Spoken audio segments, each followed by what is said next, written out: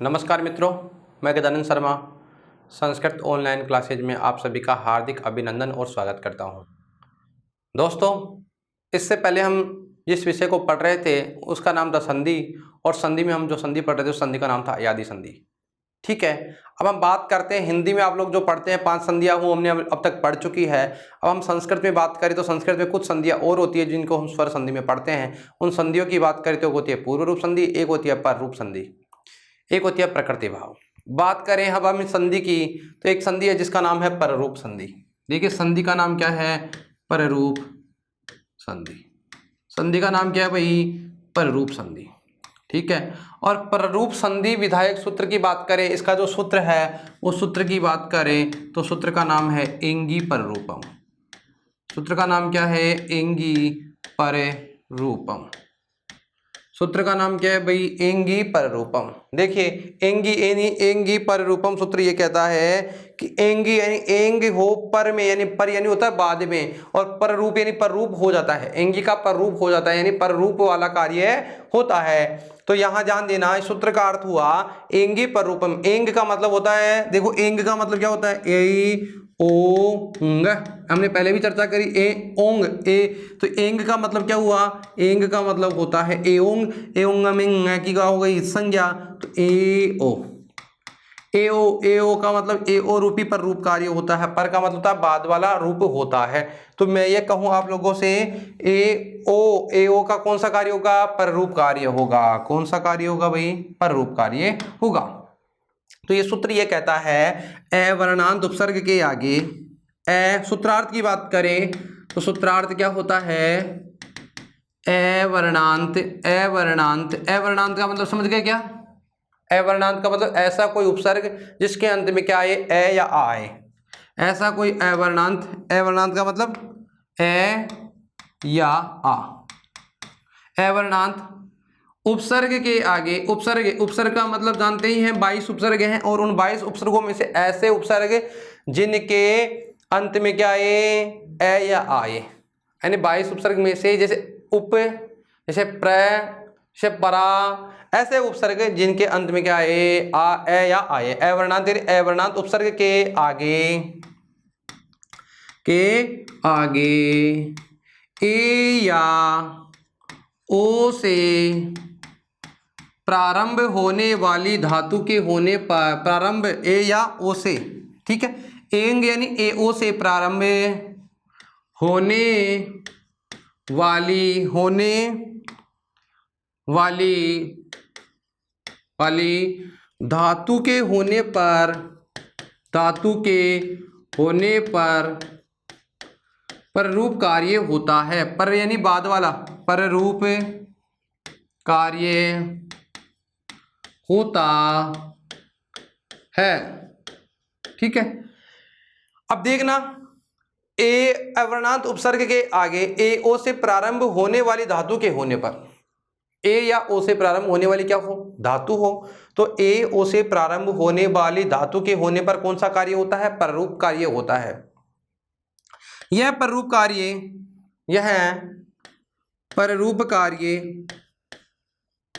वृद्धि का अपवाद है। वृद्धि का अपवाद है। बताओ कैसे अपवाद है? आप लोगों ने जब वृद्धि संधि पढ़ी तो वृद्धि संधि में आपने पढ़ा कि ए या आ के आगे क्या हो? ए या ओ हो। तो बताओ क्या होता है? ए को तो क्या हो जाता है? आयु हो जाता है, और ए प्लस ओ को क्या हो जाता है? हमने ये पढ़ा था ना, औ हो जाता है। ये पढ़ा था, ये वाला पढ़ा था ना, इसे कहते हैं वृद्धि संधि। लेकिन इसने कहा कि अवर्णांत उपसर्ग के आगे ए ओ से प्रारंभ होने वाली धातु के होने पर पररूप कार्य होता है। तो पररूप कार्य होगा, लेकिन ये पररूप कार्य वृद्धि का अपवाद होता है। अब बताओ, वृद्धि का अपवाद तो होगा लेकिन वृद्धि कार्य नहीं होगा। तो वृद्धि कार्य नहीं होगा तो कौन सा कार्य होगा? पररूप यानी बाद वाला कार्य होगा। जो हमारी मात्रा है ऐसे की ऐसी रहेगी, वृद्धि वाली मात्रा नहीं होगी। जैसे ए की मात्रा वृद्धि में क्या होती है? आयु होती है, ओ में क्या होती है? औ होती है। तो वो नहीं होकर के क्या रहेगी? ए औ ही रहेगा। तो पर यानी बाद वाला कार्य होगा। इसका मतलब यह कार्य नहीं होगा, यानी वृद्धि का अपवाद हो गया। किसका अपवाद हो गया? वृद्धि का। तो कहने का मतलब ये हुआ, जो हम पढ़ रहे हैं पररूप संधि, वह किसका अपवाद है? यूं समझिए, वृद्धि का अपवाद है। ठीक है, जैसे हमने कुछ उदाहरण पढ़े थे वृद्धि में, जैसे प्रेजते, जैसे हमने पढ़े जैसे हमने पढ़े जैसा परा, जैसे उपेति पढ़ा था ना, इण धातु से एते दत्युड़ सूत्र जो पढ़ा था उसमें पढ़ा था इण से प्रारंभ होने वाली एद धातु से प्रारंभ धातु ये थी ना वहां पे, तो अवर्णांत उपसर्ग था एद, जैसे उपेति प्रेति हमने पढ़ा था ना वहां पे, तो वहां हमने से उपेदते, तो वहां पे हमने जो पढ़ा है वो सब इसका अपवाद है, ये पररूप का अपवाद था, जबकि यह पररूप वृद्धि का अपवाद है। पररूप किसका अपवाद है? वृद्धि का अपवाद है। अब आपको तो इतना सा ध्यान रखना है अवर्णांत उपसर्गों, यानी अवर्णांत उपसर्ग, ठीक है। उपसर्ग का मतलब ए या आ, ए या आ के आगे क्या आए, या तो क्या आएगा ए, या क्या आएगा ए या आ के आगे क्या आएगा ओ, ठीक है। तो बताओ रूप क्या बनेगा, ए बनेगा और इधर क्या बनेगा ओ, ठीक है। तो बताइए यहाँ ये समझो आप, तो ए या आ और ए कार से प्रारंभ होने वाली कोई धातु होगी और यहाँ ओ कार से क्या प्रारंभ होने वाली, ओ से प्रारंभ होने वाली धातु होगी या ए से प्रारंभ होने वाली धातु होगी। तो ए यानी बाद वाला, बाद का मतलब समझ गए, यानी बाद का मतलब ये हुआ कि जो बाद वाला कार्य होगा, किसका कौन सा कार्य होगा, बाद वाला, बाद का मतलब पर ए ओ ही होगा। तो यहाँ ध्यान दे, ए आ के आगे ए तो ए होगा, ए ही होगा, ए आ के आगे ओ होता हूँ ओ होगा। जैसे हम बात करें अभी, जैसे ध्यान देना प्रे प्लस एजते, बताओ ए से प्रारंभ होने वाली धातु है क्या, एज धातु है ना, ए से प्रारंभ हो सॉरी थोड़ा ध्यान दे, देखो यहां देखिए प्रे उपसर्ग है, ए अवर्णांत उपसर्ग है क्या, ऐसा उपसर्ग जिसके अंत में क्या आए ए आए, तो प्रे में क्या है ए है। बताओ ए से प्रारंभ होने वाली कोई धातु है क्या, हाँ है, तो बाद वाला यानी पर वाले बाद वाला कार्य हो गया ए हो गया। तो बताओ प्रे प्लस ए जदे, बताओ क्या होगा, प्रे प्रे में किसकी मात्रा लगाएंगे, ए की, मिला देंगे क्या बन जाएगा प्रेजते। बहुत सरल है, कोई ज्यादा समस्या वाली बात ही नहीं है। प्रे धन एजते से क्या बनता है प्रेजते, प्रे धन एजते से क्या बनता है, क्या बन जाएगा प्रेजते बनता है, ठीक है। अब जैसे हम बात करें इसके आगे, थोड़ा एक बार ध्यान देना इधर, प्रे धन एजते क्या बन गया प्रेजते। जैसे अन्य उदाहरण ये प्रे धन एसयति, जैसे परा धन एलयति, जैसे उप धन ओसति, जैसे उप धन एलयति। देखिए यहां आप देखेंगे अवर्णांत उपसर्ग का मतलब सारे उपसर्ग तो आ नहीं सकते, ऐसे उपसर्ग आएंगे जिनके प्रारंभ में हमें क्या दिखाई देगा, या तो प्र में ए है, प्र में भी ए है, प्रा में आ है, उप में ए है, उप में भी क्या है ए है, तो अवर्णांत उपसर्ग है। बाद में देखो धातुएं हैं, एज धातु है, एस धातु, एल ओ ए, तो कहने का मतलब ये हुआ ए ओ के होने पर यानी बाद वाला कार्य होगा। बाद का मतलब देखो यह है, इनमें मात्रा लग जाएगी, आप तो इतना समझिए, आप तो आपके पास है। बताओ प्रे में किसकी मात्रा लगाएंगे ए की, तो क्या बन जाएगा प्रे, मिलाकर के लिख दो प्रेषयति, प्रे धन एषयति क्या बन जाएगा प्रेषयति। बताओ परा आ का मतलब भी आ है और ए आ प्लस ए आ मतलब आ का मतलब ए ही है, तो यहाँ दो ए में किसकी मात्रा लगाएंगे ए की, तो क्या बन जाएगा प्रेलयति, प्रेलयति, ठीक है। इधर देखिए उपधन औषधि, ओ की मात्रा आ गई ना यहाँ पे ओ, तो बताओ उपधन औषधि से क्या बनेगा उपोषधि। बताओ इधर क्या बनेगा उपेलयति, उपेलयति।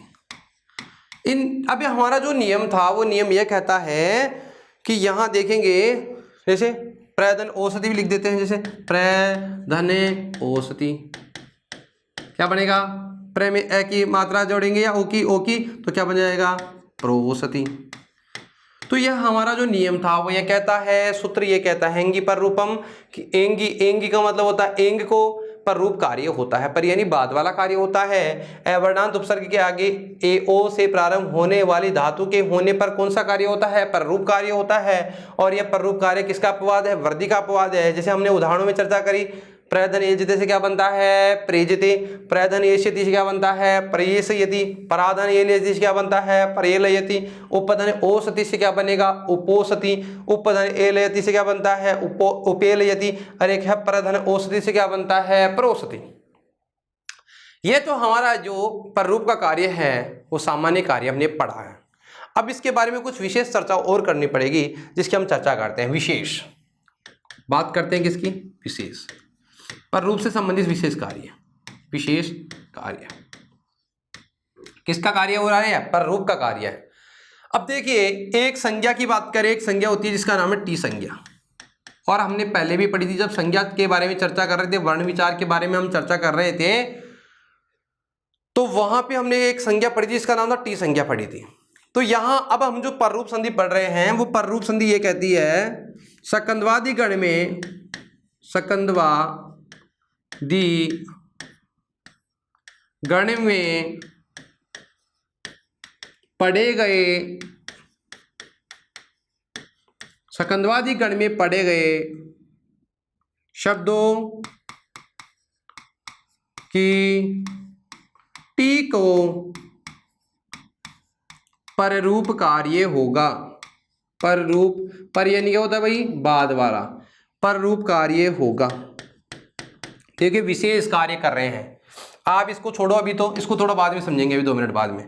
आप तो इतना ध्यान दें कि यहाँ हम जो पढ़ रहे हैं वो ये है कि सकंदवादी गण में जो पढ़े गए शब्द है, विशेष कार्य की बात करें, इसका एक नियम नंबर 1, नियम नंबर 1, नियम विशेष कार्य में नियम 1, ठीक है।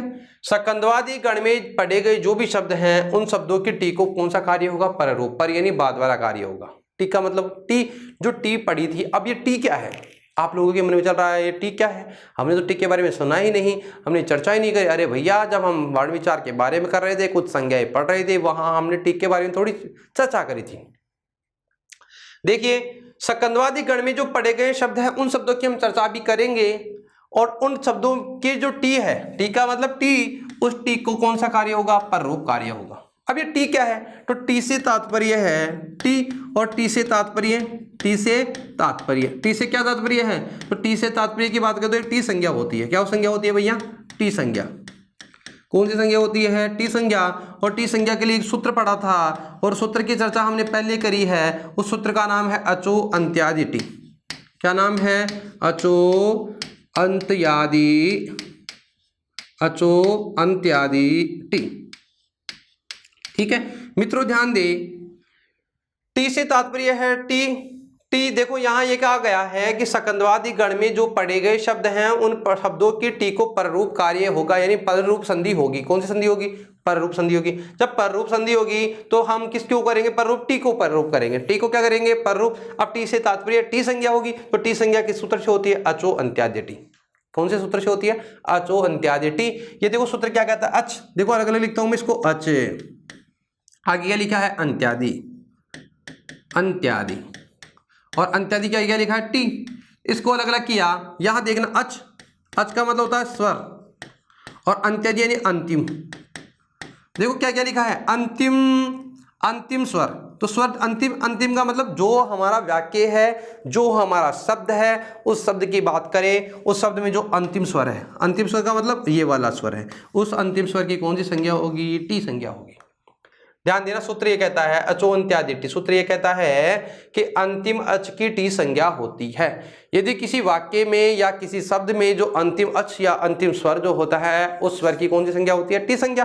अब मैं ये कहूं स्वर के बाद में कभी कभी व्यंजन भी दिखाई देता है, तो इसका मतलब उस समुदाय की क्या हो जाएगी, टी संज्ञा होती है। तो इसका अर्थ ये हुआ, सूत्रार्थ की बात करें तो सूत्र का अर्थ क्या होता है, सूत्रार्थ की बात करें तो सूत्रार्थ क्या होता है, अंतिम, अंतिम अच, अच का मतलब स्वर, अंतिम स्वर की टी संज्ञा होती है। कौन सी संज्ञा होती है भाई, टी संज्ञा होती है यदि, यदि अंतिम स्वर के आगे, अंतिम स्वर के बाद में या आगे, आगे व्यंजन वर्ण है, व्यंजन वर्ण है तो उस स्वर प्लस व्यंजन दोनों की हो गई ना, तो उस स्वर प्लस व्यंजन, स्वर की टी संज्ञा होगी तो स्वर के बाद में क्या है, व्यंजन है, तो स्वर प्लस व्यंजन यानी तो उस समुदाय की टी संज्ञा होती है। तो उस समुदाय की कौन सी संज्ञा होती है भाई, टी संज्ञा होती है। अंतिम स्वर की टी संज्ञा होती है यदि अंतिम स्वर के आगे व्यंजन वर्ण है तो उस व्यंजन समुदाय की भी क्या हो जाती है, यानी व्यंजन की या उस समुदाय की क्या हो जाती है, टी संज्ञा होती है। देखिए जैसे बात करें, एक शब्द लिखता हूं जैसे यहां शक, बताओ ये वाला जो शब्द है इस शब्द में अंतिम स्वर क्या है। अब आप लोगों को कैसे पता लगाना है, जैसे स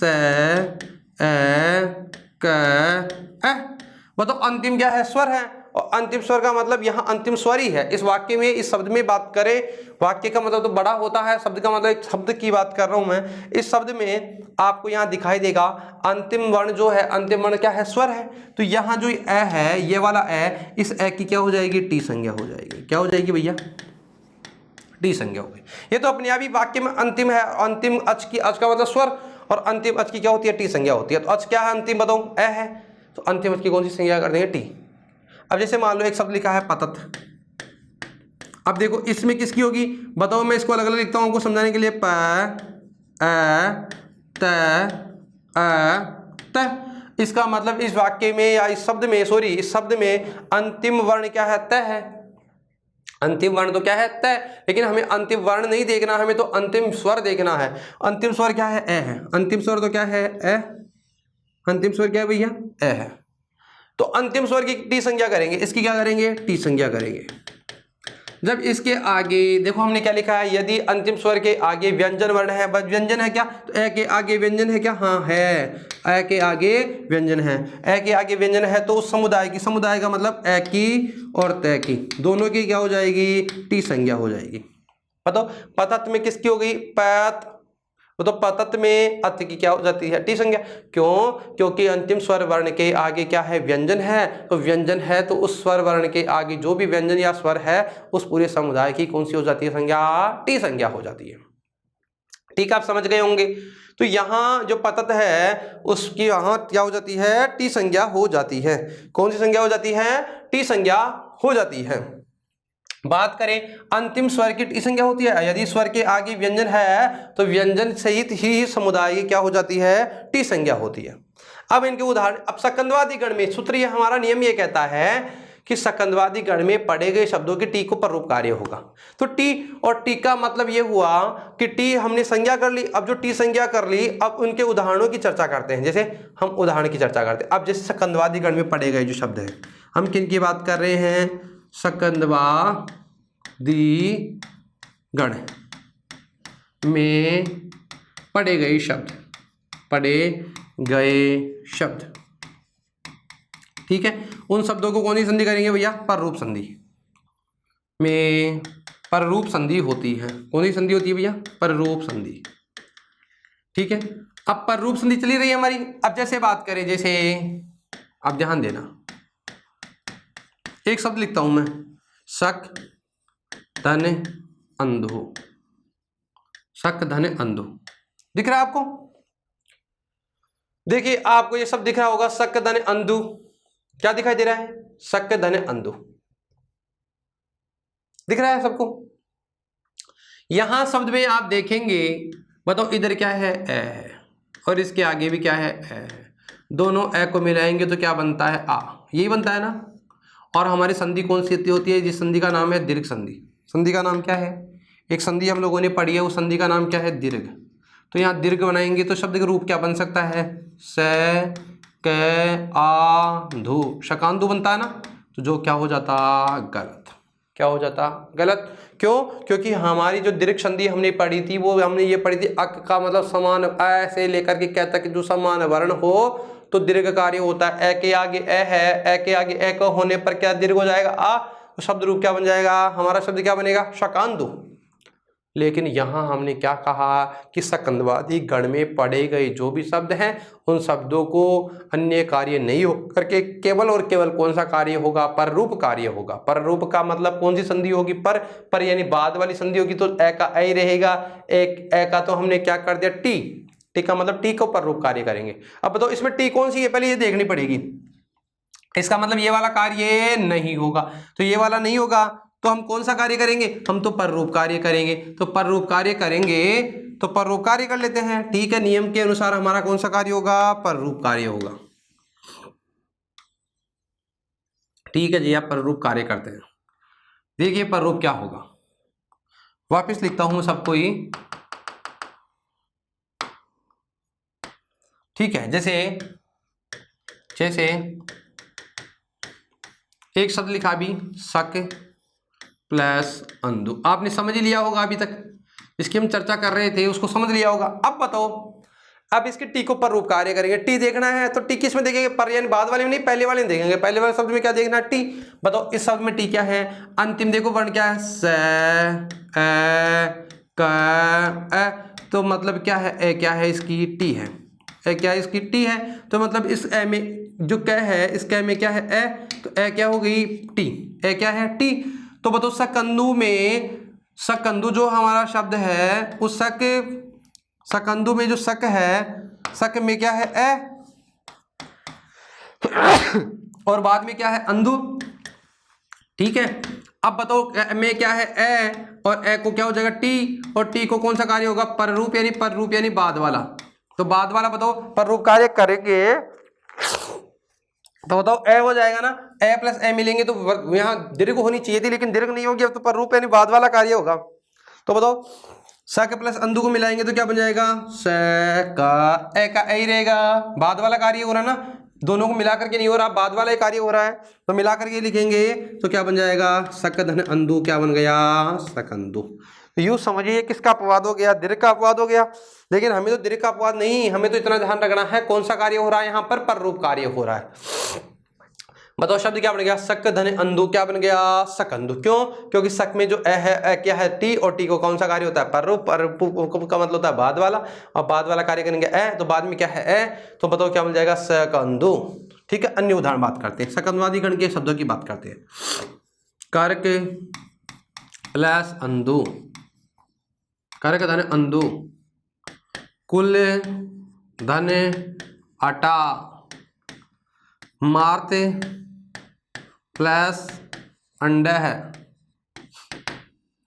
देखिए अब इन शब्दों को देखो, करक प्लस अंधु, इनमें देखिए बताओ, कर का अंतिम वर्ण क्या है, ए, तो करक में ए जो है वह ए क्या है, टी है, टी का। अब टी के बाद में जो अंतिम आगे वाले शब्द का वर्ण है उसको पररूप कार्य करेंगे, तो आगे वाला क्या है, ए का पररूप हो जाएगा, मतलब इस टी को पररूप करेंगे, ए मिलाएंगे नहीं, अब पररूप करेंगे यानी बाद वाला करेंगे, तो शब्द क्या बन जाएगा हमारा, करकंधु। आप तो ये देखिए अंतिम वर्ण को नहीं देखना, इधर वाले को, आपको इसको देखना है। बताओ कुल ए, इस लय में क्या है, ए टी है, लय क्या है, ए टी है, कुल में लय में ए है, ए क्या है, टी, टी को पररूप कार्य करेंगे, बाद वाला देखो क्या है, ए, क्या बन गया, कुलेटा। इधर देखिए मार्त प्लस अंडा, क्या लिखा है, मार्त प्लस अंडा। बताओ तय र ए, तय में क्या है, ए है, ये है क्या है, ए, और इधर भी क्या है, ए, तो इस ए को पररूप कार्य करेंगे यानी बाद वाला कार्य करेंगे, तो मिलाकर ही लिखेंगे तो क्या बन जाएगा, मार्तंड। अभी हमने जो भी शब्द लिखे हैं, करकंदु, सकंदु, कुलटा, मार्तंड, आप यहां देखेंगे ऐसा दिखाई दे रहा है।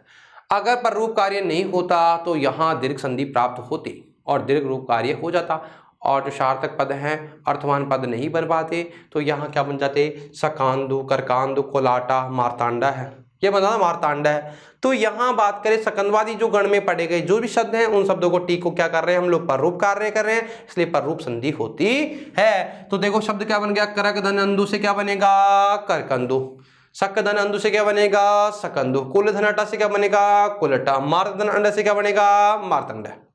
अब हम थोड़ा आगे चलते हैं। शब्द लिखा है हले धने ईसा, लांगले गले धने ईशा।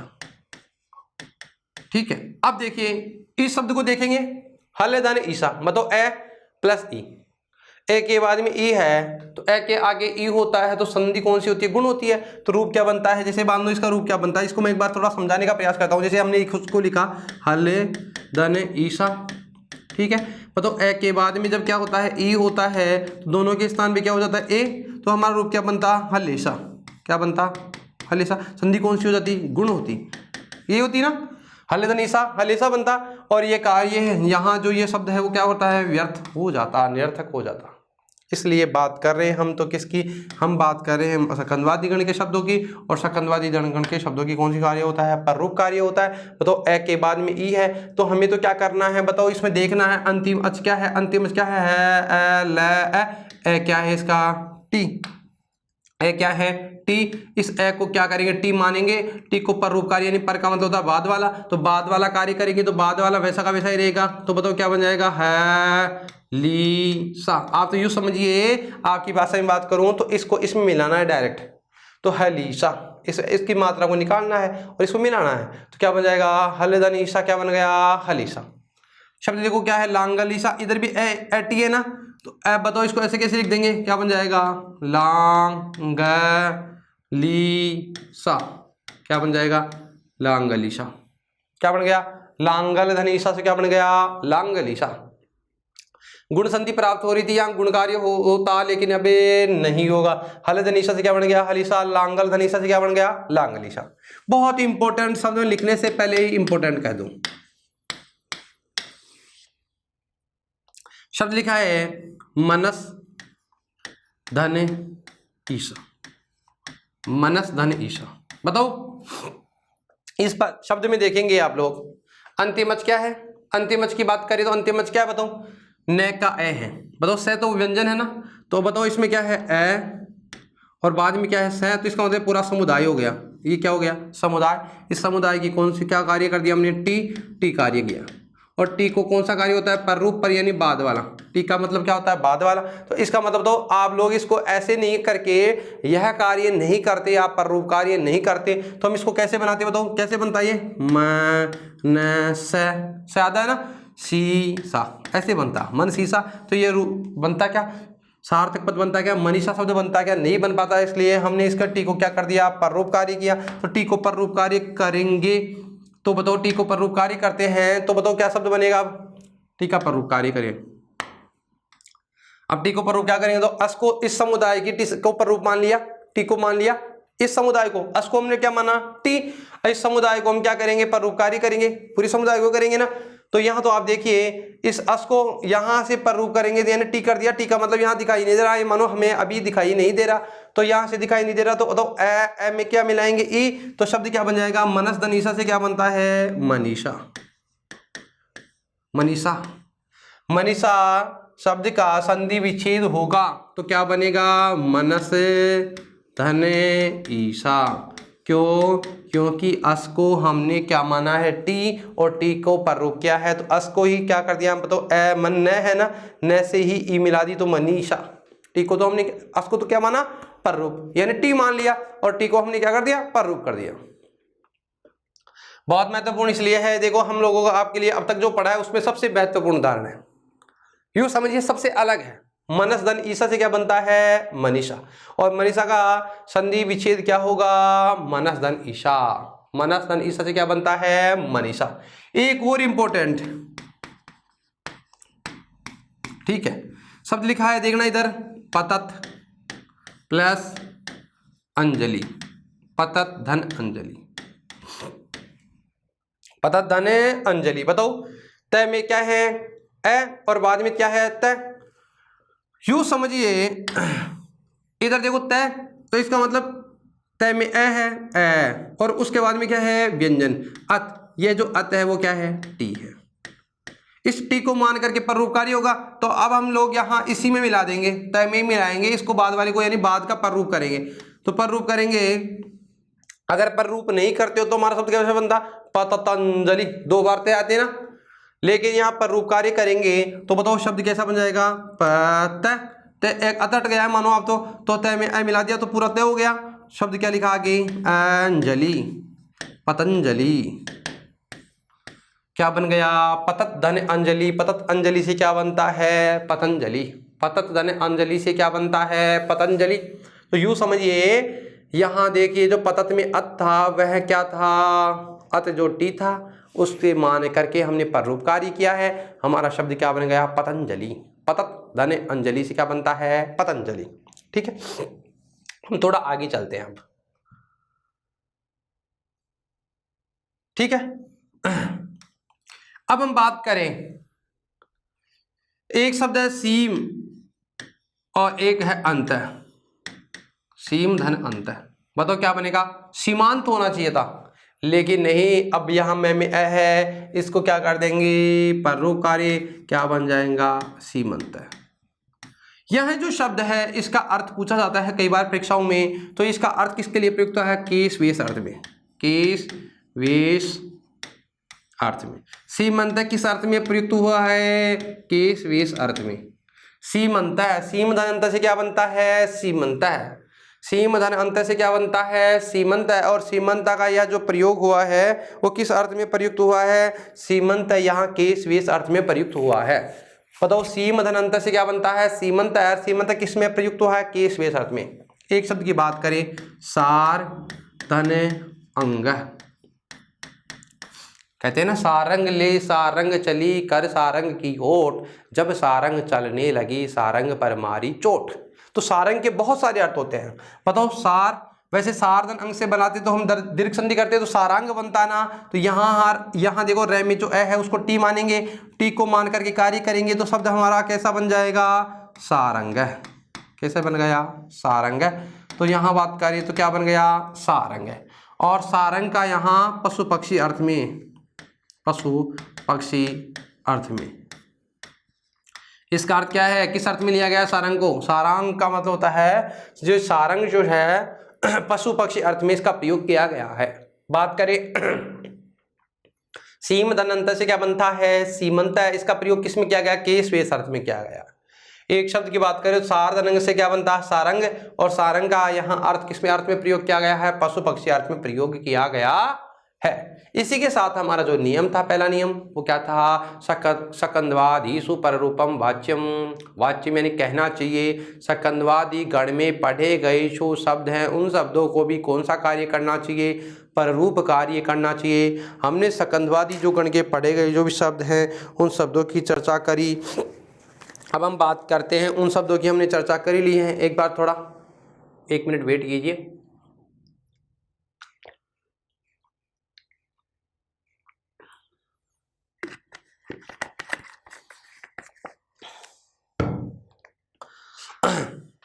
सकंदवादी गण के शब्दों की हमने चर्चा करी और हमने पढ़ा, टी को हमने परोपकारी किया और टी का सूत्र पढ़ा, आचो अंत्यादि टी, अंत्य मच की कौन सी संज्ञा होती है, टी संज्ञा होती है। हमने उदाहरणों की चर्चा करी, जैसे सक धन अंधु सकंदु, कर्क धन अंधु करकंदु, कुल धन अटा कुलटा, मार्तन अंड मार्तंड है, हल धन ईशा हलीशा, लांगल धन ईशा लांगलीशा, मनस धन ईशा मनीषा, पतत धन अंजलि पतंजलि। फिर 2 शब्द ऐसे हैं जिनके अर्थ के बारे में चर्चा करी, सीम धन अंत सीमंत, केस वेश अर्थ में, सार धनंग सारंग, पशु पक्षी अर्थ में। ठीक है, इसी के साथ हमारा यह नियम समाप्त होता है। हम थोड़ा आगे बढ़ते हैं।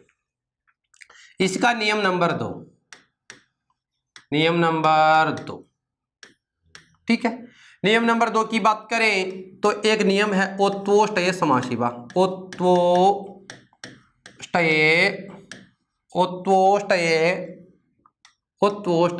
समासेवा। नियम क्या कहता है, कहता है ओत्वोष्टये नहीं ओत्वोष्टयोः समासेवा, ओत्वोष्टयोः समासेवा सूत्र है, यह नियम है, विकल्प से कार्य होने वाले हैं। तो यहां क्या कहा गया है, ओत्वोष्टये समास, ओत्वोष्टयोः समासेवा। क्या लिखा गया बताओ, ओतु या ओष्ट।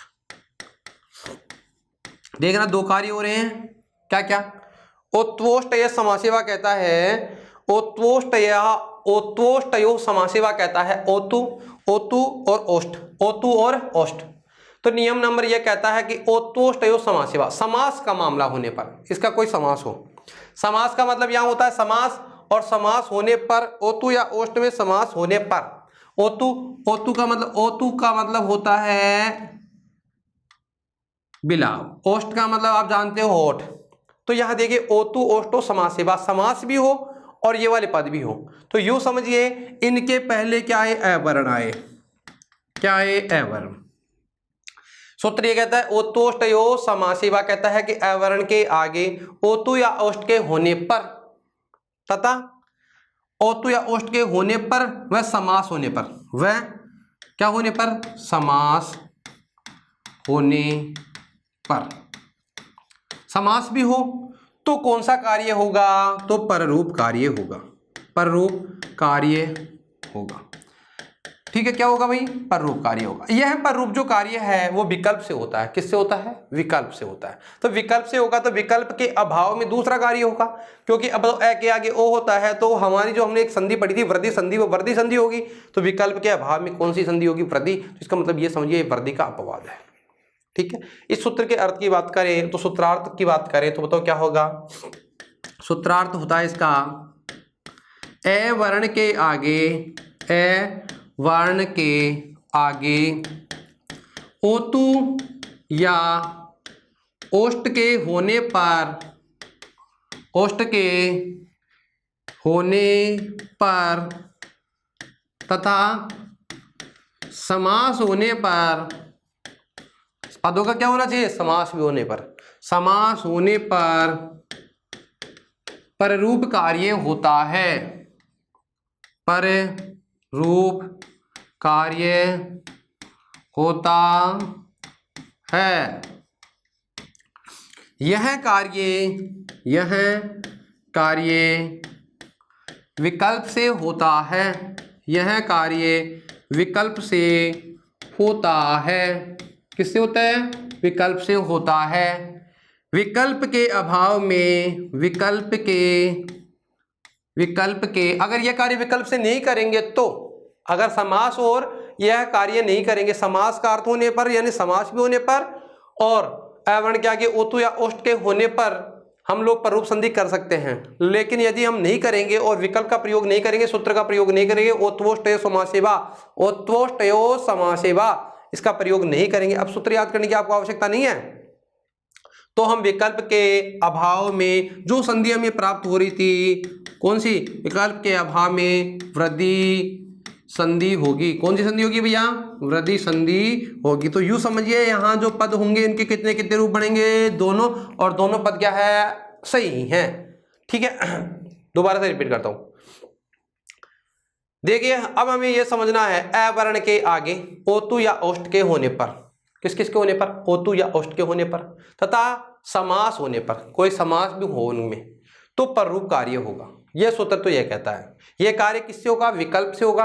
अगर विकल्प से नहीं होगा, अगर विकल्प का अभाव होगा, इन विकल्प के अभाव में विकल्प से अगर कार्य नहीं करते हैं तो वृद्धि संधि होगी। कौन सी संधि होगी, वृद्धि संधि होती है। कौन सी संधि होती है भैया, वृद्धि संधि होती है। जैसे बात करें, जैसे उदाहरण की बात करते हैं, किसकी बात कर रहे हैं, उदाहरण की। ठीक है, मैं उदाहरण की बात करता हूं, जैसे स्थूल प्लस ओतु, स्थूल धन ओतु। बताओ इधर क्या है, ए है, और इधर क्या है, ओ है। ठीक है, दोनों को मिला के एक संधि होती है जिसका नाम है वृद्धि संधि होती है। ठीक है, वृद्धि संधि होती है ना, तो यहाँ वृद्धि संधि करेंगे तो हमारा शब्द कैसा बन जाएगा, स्तूलौतु बनेगा कि नहीं बनेगा, ऐसे ऐसे बन जाएगा। तो ये कौन सी संधि होगी, वृद्धि होगी। लेकिन ये जो नियम है, फिर ये नियम करने की आवश्यकता ही नहीं थी। अगर हम डायरेक्ट वृद्धि संधि करेंगे तो ये नियम ही व्यर्थ हो जाएगा। तो इस नियम की बात करें तो नियम तो ये कहता है कि ऐसा अवर्ण के आगे, देखो स्थूल में ए है, आगे ओतु हो। किसकी बात कर रहा है, प्रॉपर ओतु शब्द की बात कर रहा है कि एक ओतु शब्द हो और यहाँ कोई समास हो, तो हम लोग संधि कौन सी करेंगे, संधि करेंगे पररूप, यानी बाद वाला कार्य हो जाएगा। इस पररूप का मतलब बाद वाला, यानी इस वर्ड में डायरेक्ट ये मिल जाएगा।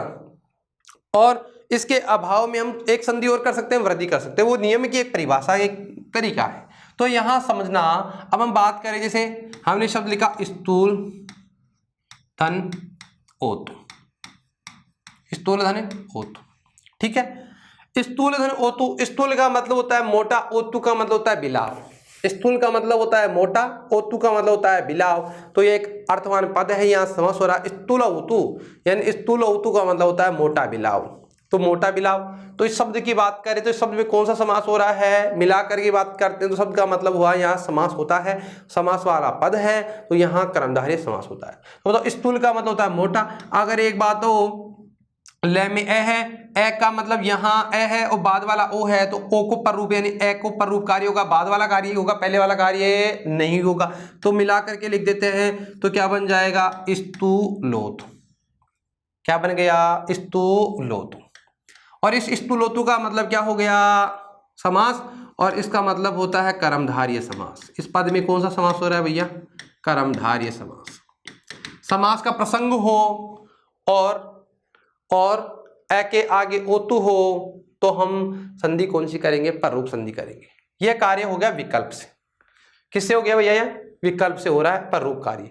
अगर कहा है नहीं भैया हम विकल्प से नहीं करेंगे, इसी शब्द को हम और अन्य संधि भी प्राप्त हो रही है ना। कौन सी संधि प्राप्त हो रही है, एक संधि और प्राप्त हुई, जिस संधि की नाम बात करें तो वृद्धि संधि होती है। तो वृद्धि संधि करेंगे तो शब्द कैसा बनेगा, स्थूल ओ, तो ए के अंदर ओ मिलाएंगे ओ हो जाएगा। तो यह कौन सी होगी, वृद्धि।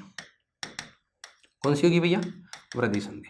ठीक है, दोनों संधियां प्राप्त हो रही है। और यहां कौन सी हो रही थी, यह कर्मधारय समास के साथ हमने लिखा था, यहां हो गई थी पररूप।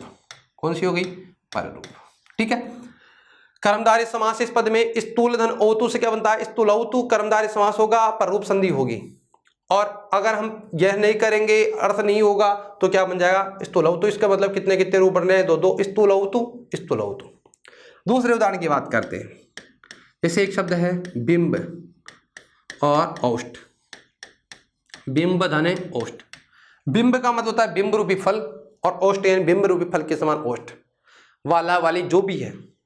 तो यहां बात करें ए के आगे ओ है तो यहां संधि कौन सी होनी चाहिए थी, वैसे तो वहां संधि होनी चाहिए थी वृद्धि संधि, लेकिन उन्होंने कहा ए वर्ण के आगे ओतु और ओष्ठ के होने पर पररूप कार्य होता है, समास होने पर। तो बात करें तो बिंब धन औष्ठ से क्या बनता है, मिलाएंगे पररूप कार्य करेंगे, शब्द क्या बन जाएगा, बिंबौष्ठ है। और बिंबौष्ठ का मतलब बिंब ओष्ठ वाला या वाली, बिंब ओष्ठ वाली संधि या समास की बात करें तो समास हो रहा है हमारा बहुव्रीहि समास।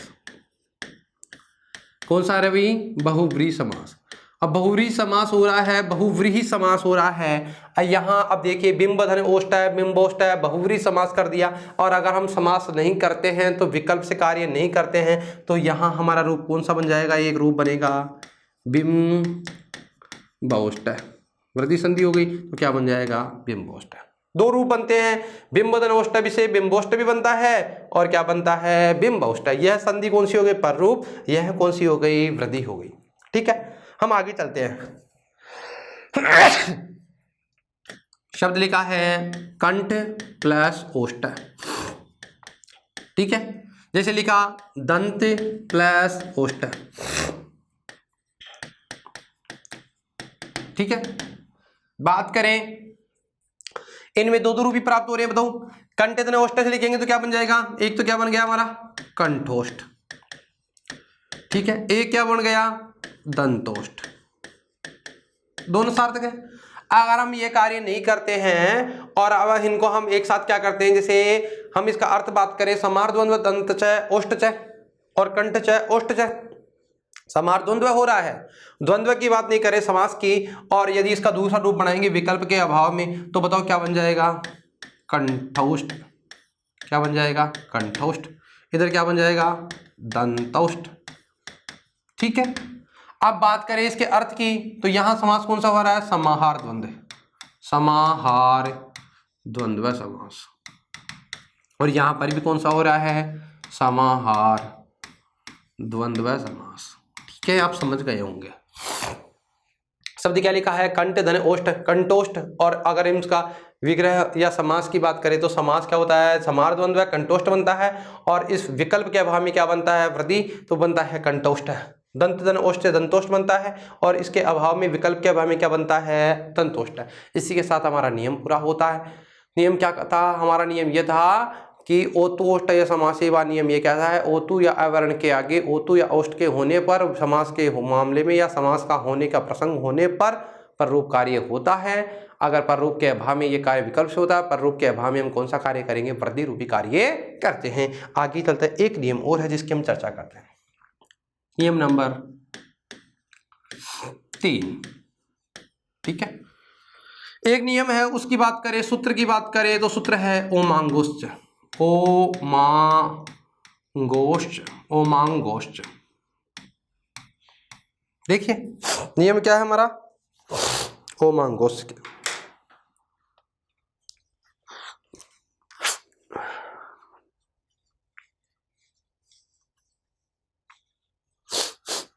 देखिए नियम ये कहता है, ए वर्ण के आगे, किसके आगे, ए वर्ण के आगे, किसके होने पर, ओम, और ए वर्ण के आगे किसके होने पर, आंग, ठीक है।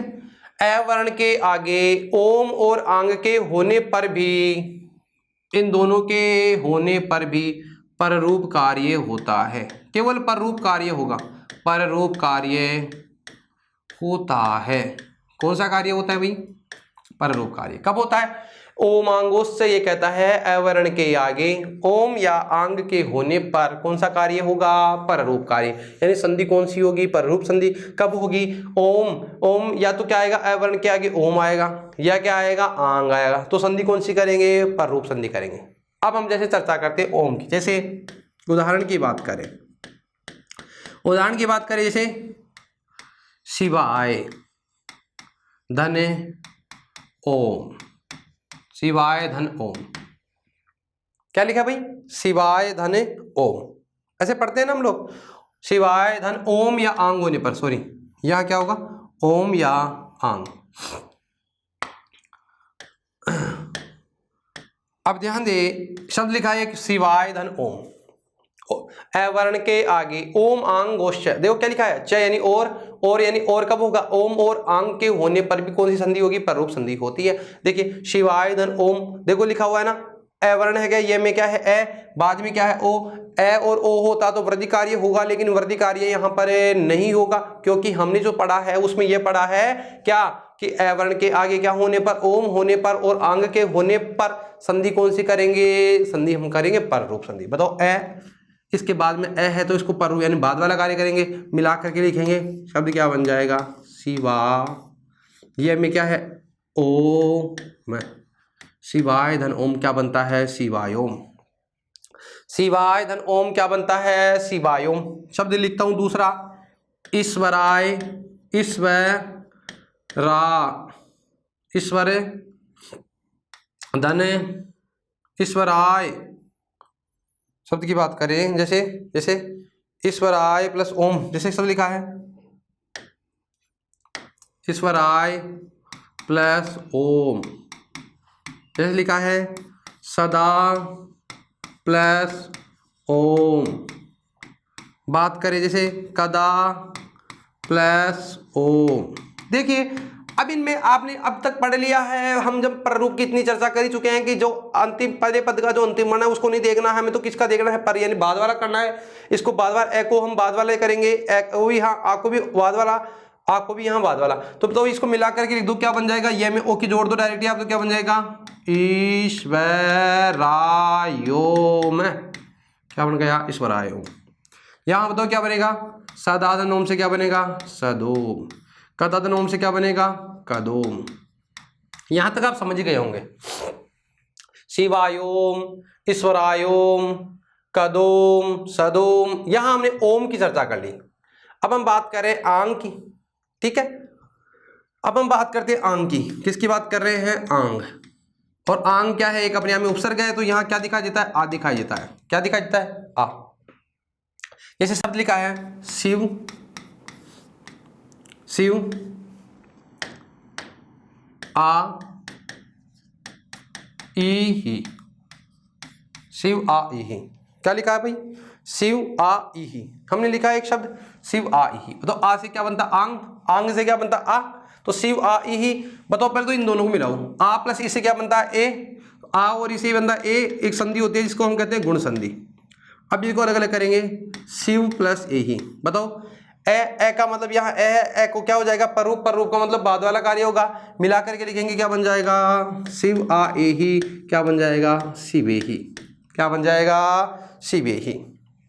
शिव आ ई ही क्या बन गया ए क्या बन गया शिवे ही। आंग को आ प्लस इससे क्या बन गया ए, यहाँ देखो आंग है ना, ए के बाद में आंग है, आंग को बताओ क्या होगा, आंग आगे एक शब्द लिखा हुआ ई, इनको पहले आंग और ई को हमने गुण संधि कर दिया, और इन दोनों आंग को और ए को, इन दोनों को देखो क्या करेंगे, ए है यहाँ ई है, इन दोनों को मिला करके बताओ यहाँ कौन सा कार्य कर रहे हैं, पररूप कार्य कर रहे हैं। जैसे सदा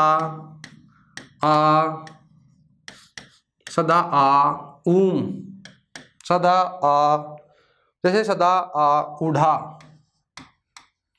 बताओ आ प्लस उससे क्या बनता है ओ, क्या बन जाएगा ओढ़ा, मिला करके लिखो इधर सदा प्लस ओढ़ा क्या बन जाएगा सधोड़ा, क्या बन जाएगा सधोड़ा।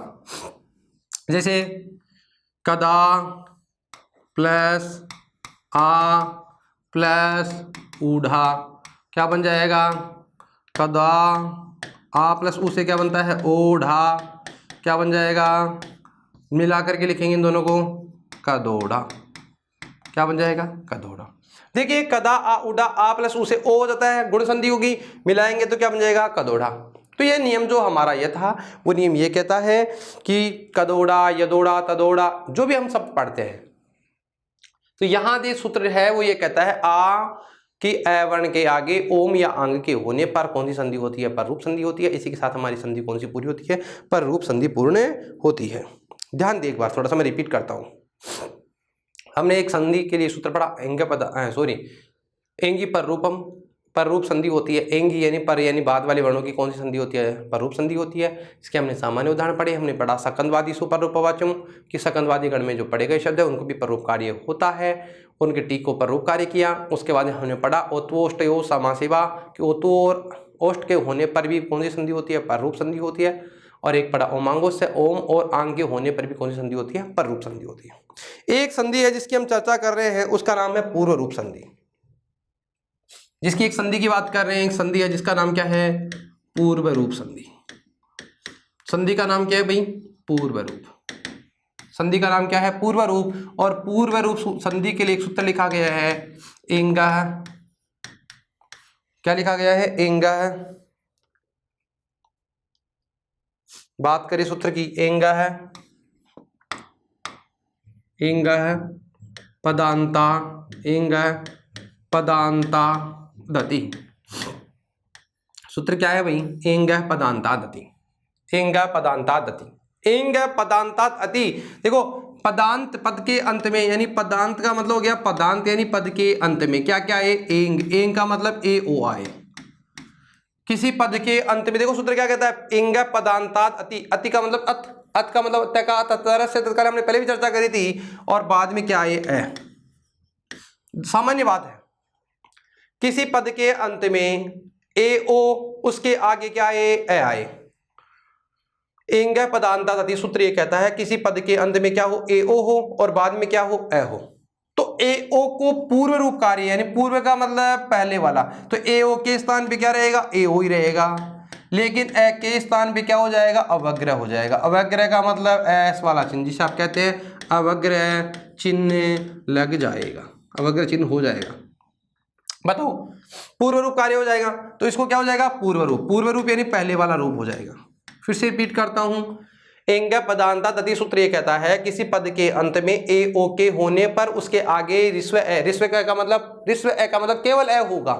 तो ए ओ को पूर्व रूप कार्य, पूर्व यानी पहला वाला होगा, पहले पर में हमने बाद वाला कर रहे थे, अब हम किसको करेंगे, पूर्व यानी पहले वाला करेंगे। तो ए ओ को क्या हो जाएगा, पूर्व रूप का है होगा, और ए के स्थान पे ए लग जाएगा, का मतलब अवग्रह चिन्ह हो जाएगा। तो सूत्रार्थ क्या होता है, सूत्र के अर्थ की बात करें तो किसी पद के अंत में ए ओ के आगे, ए ओ के आगे ऋस्व ए, ऋस्व का मतलब केवल छोटा है, ऋस्व ए हो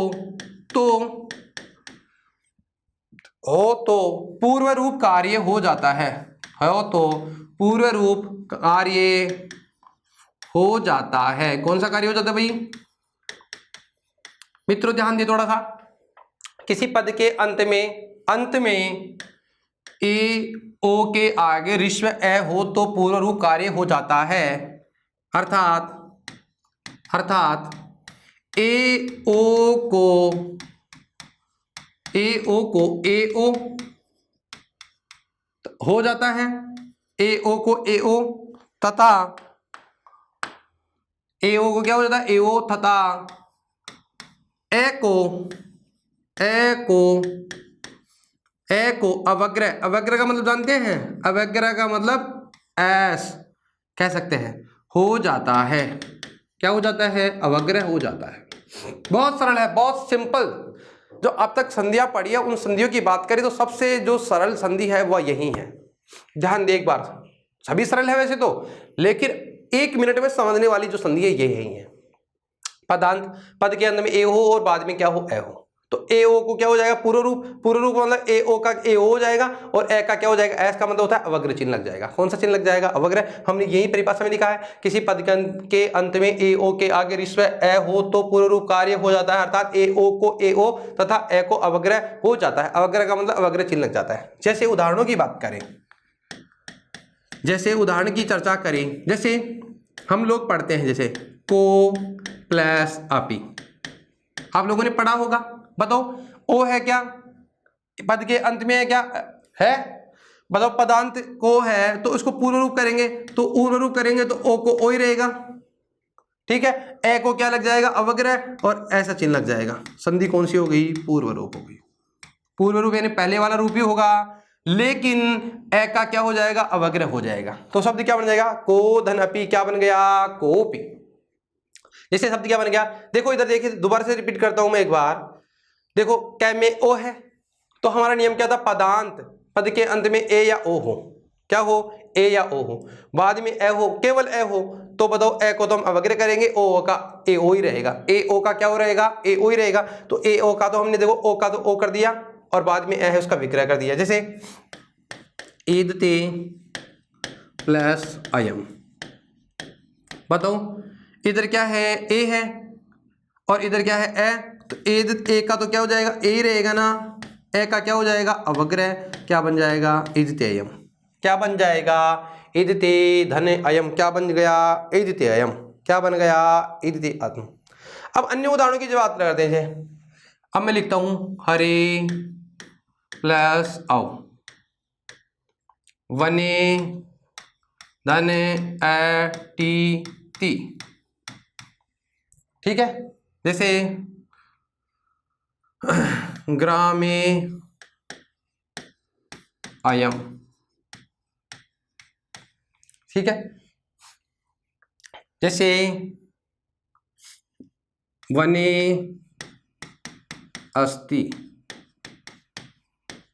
साधो अपेहि। अब आप जैसे विष्णु औ, ज्यादा कुछ नहीं देखना, हमें इतना देखना है, इधर तो क्या होना चाहिए, पद के अंत में ए या ओ होना चाहिए। तो देखो जैसे यहाँ ए दिखाई दे रहा है, यहाँ ओ दिखाई दे रहा है।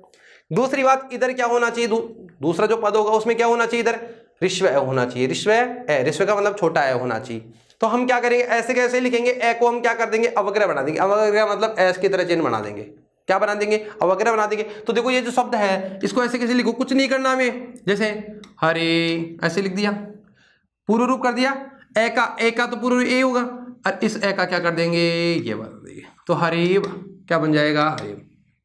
देखो इधर क्या है, वने, ए का ऐसे लिख देंगे, क्या बन जाएगा, अटीति। जैसे इसका क्या बनेगा, ग्रामे, ऐसे कैसे लिखेंगे, अयम, ग्राम्ययम। इधर देखो क्या बनेगा, वने, ए का क्या बन जाएगा, ऐसे कैसे, अस्ति। जैसे साधु, दो का दो ही रहेगा ना, ए पे ही।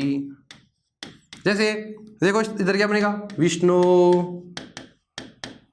क्या बनेगा, औ, विष्णु। तो कहने का मतलब ये हुआ कि जो हमारा नियम ये था ए ओ का, तो ए ओ रहता है और ए के स्थान पे क्या हो जाता है, अवग्रह हो जाता है। एक बार से फिर से मैं रिपीट करता हूं, हमने जो नियम पढ़ा था वो नियम ये था कि पूर्व रूप संधि के लिए एक सूत्र पढ़ा, उस सूत्र की बात करें तो सूत्र का नाम था एंग पदांता दति। क्या नियम पढ़ा, एंग पदांता दति। ये कहता है कि पदांत ए ओ के आगे ऋस्व ए के होने पर ए ओ का पूर्व रूप ए ओ हो जाता है और ए का क्या हो जाता है, अवग्रह हो जाता है। अवग्रह का मतलब ऐसे ऐसा हो जाता है। हमने परिभाषा में चर्चा करी कि किसी पद के अंत में ए ओ के आगे ए हो तो पूर्व रूप कार्य हो जाता है, अर्थात ए ओ को ए ओ हो जाता है, ए को अवग्रह हो जाता है। जैसे को धनपि कोपि, जैसे इदते धन अयम, क्या लिखा, इदते अयम। जैसे हरे धन अब से क्या बनता है, हरेव। जैसे वने धन अटिति से वनेट, ग्रामे अयम वने अस्ति साधुपि ओ विष्णु। इसी के साथ हमारा ये जो संधि का प्रकरण था जिसमें हम पढ़ रहे थे पूर्व रूप, और वह पूर्व रूप संधि पूर्ण होती है। अभी हमने पढ़ी है, इस कक्षा में हम चर्चा करें, एक तो हमने पढ़ी पर रूप संधि, एक पढ़ी पूर्व रूप संधि।